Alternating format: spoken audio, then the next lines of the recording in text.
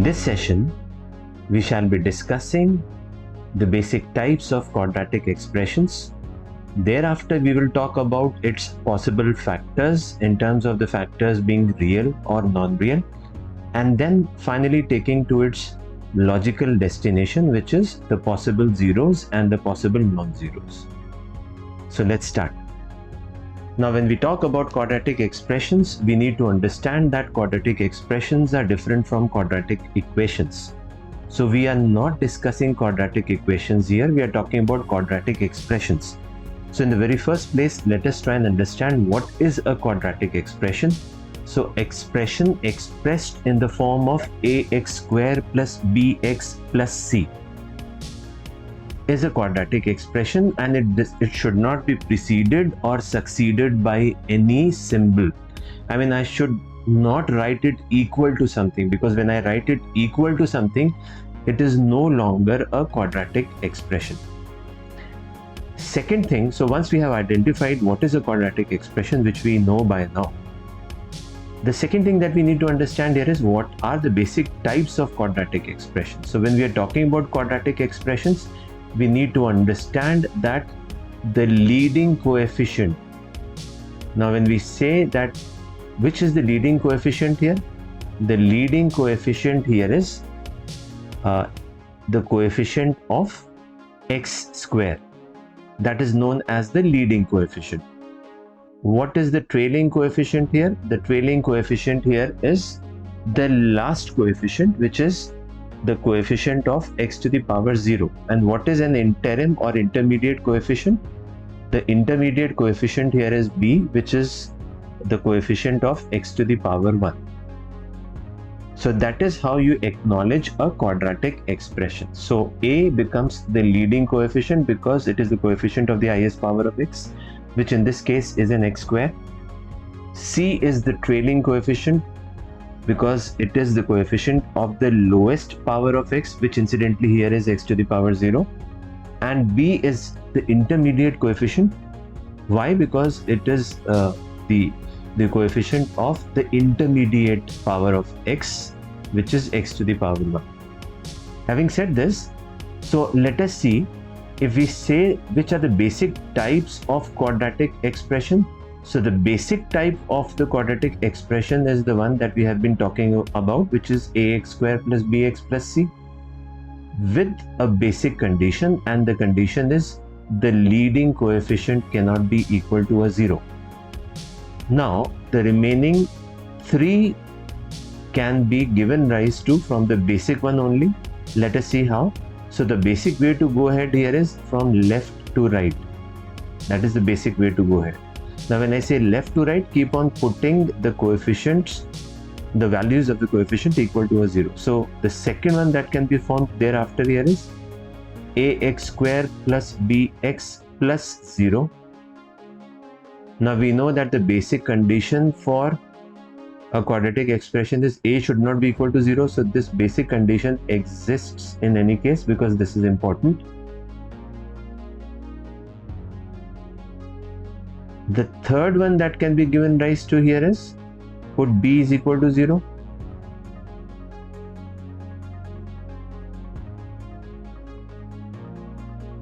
This is fairly easy to do.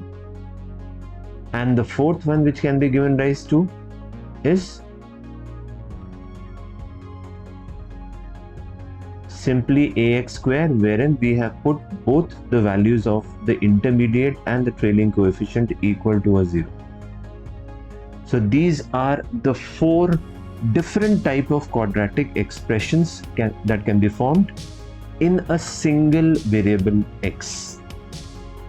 So can I say that the total number of quadratic expressions that can be formed here are 2 to the power 2, which is equal to 4. And this is important because when we are talking about polynomial expressions, then we will see how to relate with this. Probably the power here may denote the highest power of x. So when we are saying 2 square, what I intend to convey here is this square, this power may come because of the fact that the highest power of x in a quadratic expression is 2, which is why there are 4 different type of quadratic expressions that can be formed from the basic one. Taking this discussion to the next level, now when I'm talking about the possible factors, we need to understand what is the concept of factors. So the concept of factors can be understood by a small thinking, and the thinking says x square can be written as x to the power 0 into x to the power 2. This is just for the sake of thinking, and I'm using the rules of indices. This can also be written as x to the power 1 into x to the power 1. This can be written as x to the power 2 into x to the power 0, which we have already taken in a certain sense. And this can also be written as, so there are only 3 ways in which you can write. Now the ones that you are supposed to consider are these ones. So when we take this, now just focus on their powers. Let me highlight the powers here. So please focus only on their powers. Now from here we are giving rise to logic. So as you would have seen that in our videos, our concept note basically talks about think, reason, refine. So I have given you enough thinking in place in terms of giving you the basic types of quadratic expressions. The next thing that you are expected to do here is take this thinking to the next level, is wherein you start reasoning with the topic. So now when we are reasoning with the topic, now let us talk about 2 can be written as 0 plus 2, and it can also be written as 1 plus 1. Now why have we written it like this? Because this is just like trying to understand that when we talk about numbers, we talk about real numbers and non-real numbers. There is no other variety of a number that we can talk about. So when we are talking about this, please look at it like this, that now this value that we have written here, this symbolizes the real number. Let's put it like this. And the other one is the non-real number. So when you are writing possible factors of a quadratic expression, there are 2 cases which we have made here, which now we should include the third case also, as we were talking about it earlier also, which is 2 plus 0. Meaning thereby, the factors can be divided into 3 parts here. So we are saying that in the first part, we have 0 real factor followed by 2 non-real factors. So let me put it like this now finally. So 2 can be written as 2 real plus 0 non-real. NR stands for non-real. It can also be written as 1 real plus 1 non-real, and finally it can be written as 0 real plus 2 non-real factors. Now once we have done this, now we need to see that which possible factors or combinations would exist and which wouldn't exist. So if I am saying that this would exist and so would this, and at the same time this case wouldn't exist, is just because of the fact that when we are talking about non-real factors always exist in pairs. Okay, so what have we learned? We have learned till now, we have talked about the basic types of quadratic expressions, which are 4 in number. The second thing that we talked about is, now when we are talking about expressions, we will talk about possible factors only. We will not talk about roots or zeros, because roots and zeros are given rise to only when we talk about quadratic equations. So first we talked about basic types. Second, we talked about what are the possible factors that can be formed in a quadratic expression of the sort ax square plus bx plus c wherein we know that the leading coefficient will always be a non-zero term. And then we reasoned it out in terms of these three cases that we had formed with the help of rules of indices. We talked about the feasibility of all these three. So then we realized that there are only two cases which can be taken into consideration. One case is either we talk about two real factors and zero non-real factor, or we talk about zero real factors and two non-real factors. Why did we do this? Because non-real factors always exist in pairs.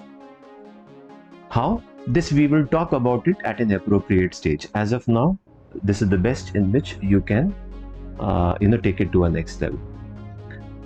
Last thing that we need to understand here when we talk about factors is, we know that factors is nothing but, if I were to understand it like this, x square is written as x to the power 0 into x square.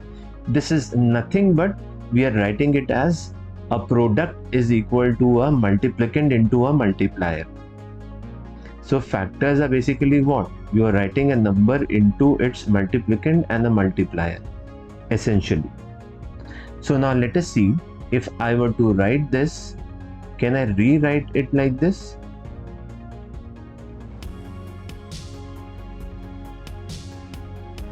Once you have rewritten it like this, now the only thing that you need to do here is you need to write this in the form of A cross B. Now A here refers to the multiplicand and B is the multiplier, and the resultant is nothing but the product. Now when you're writing it as capital A cross capital B, what we are basically interested in knowing is, we are interested in knowing that this expression, which is x square plus b by ax plus c by a, should be written in the form of A cross B. It should be written as a product of two numbers. These two numbers, either both of them should be real as we discussed earlier, or both of them should be non-real. So can I rewrite it like now? This is nothing but A times of, let's say, x square plus b by ax. So now when we know it is x square plus b by ax, and now that we have to write it in terms of A cross B, let us do it in a different manner. And what is the manner in which you can do this? Make it a perfect square. Now when you say that you are making it a perfect square, that means you are essentially trying to say that A cross B is to be written as maybe A square, or in some other fashion, which is a product of two numbers. So the concept of making it a perfect square also comes from the concept of factorization. So we are trying to factorize it. Okay, now since we are factorizing this, let us see how we can factorize this.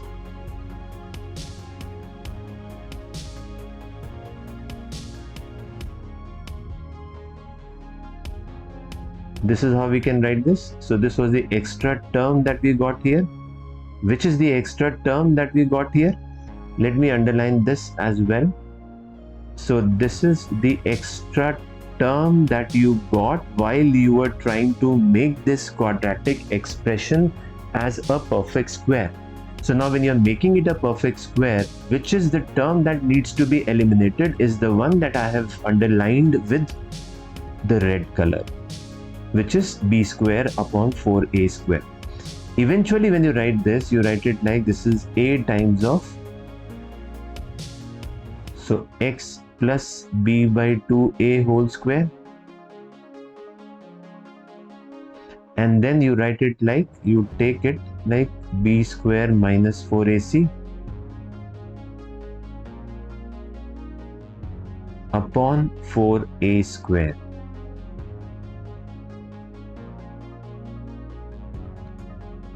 And then we know that the value of b square minus 4ac can be put as delta.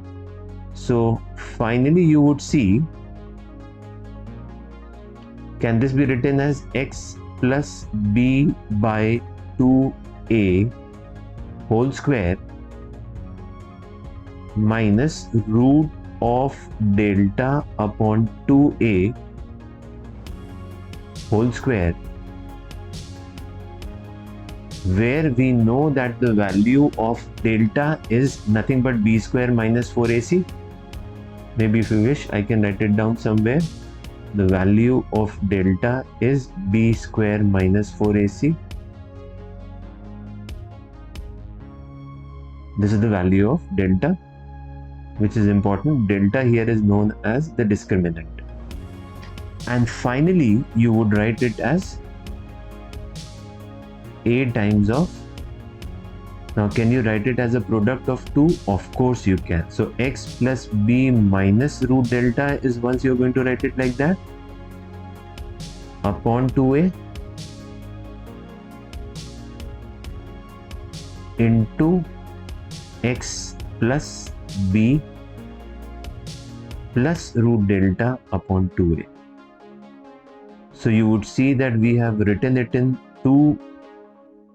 This quadratic expression has been resolved into two factors, in which one factor we writing it as x plus b minus root delta upon 2a into another factor which is x plus b plus root delta upon 2a. And to cap it finally, the factors are generally written in this format, generally. And what is the format? It is written as x a times of x minus alpha into x minus beta. Now let us see finally, if I have to write it in this format, how would I write this in this format? So which is just like saying x minus b minus root delta upon 2a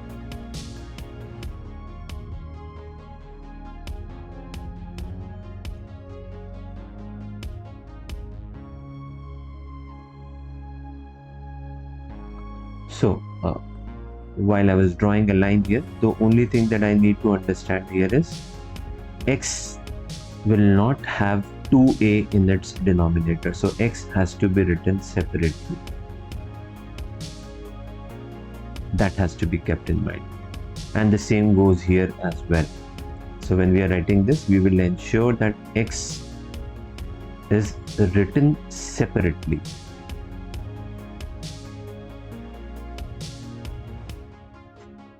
Okay, so x minus of this into